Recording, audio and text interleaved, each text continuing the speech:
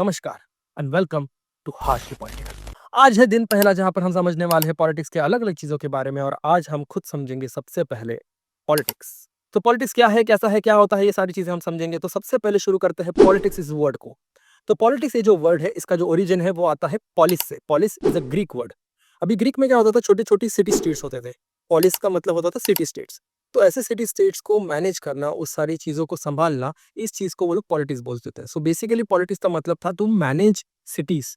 अभी अगर आप पढ़ रहे हो, अगर आप एमए कर रहे हो, बीए कर रहे हो पॉलिटिक्स में या इंटरनेशनल रिलेशंस में, तो आपको कुछ स्कॉलरली डेफिनेशंस पता होनी जरूरी है। इसमें से सबसे पहला है डेविड ईस्टन का।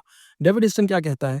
He says politics is nothing but authoritative allocation of values. Second जो डेफिनेशन है जो इंपॉर्टेंट है वो है हेरोल्ड लासवेल का, जो कहता है कि politics is who gets what, how and when. मतलब किसको क्या, कब और कैसे मिलेगा। तो अगर आप एक सिटी में, एक स्टेट में, कंट्री में रह रहे हो तो आपको कौन सी चीज कैसे मिलेगी, कहाँ से मिलेगी, क्यों मिलेगी, ये सारी चीजें पॉलिटिक्स के अंडर आती हैं।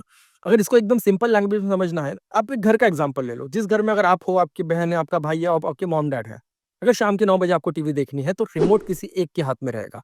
तो ये कौन डिसाइड करेगा कि रिमोट किसके हाथ में रहेगा और कौन सा चैनल लगेगा? ये भी पॉलिटिक्स है। तो अगर आप पॉलिटिक्स देखोगे तो ये घर से लेके, इंडिविजुअल से लेके घर तक, घर से लेके स्टेट तक, स्टेट से लेके नेशन तक और फिर इंटरनेशनल तक, हर जगह आप पॉलिटिक्स को देख सकते हैं। और यही वजह थी कि एरिस्टोटल कहता था कि man is a political animal.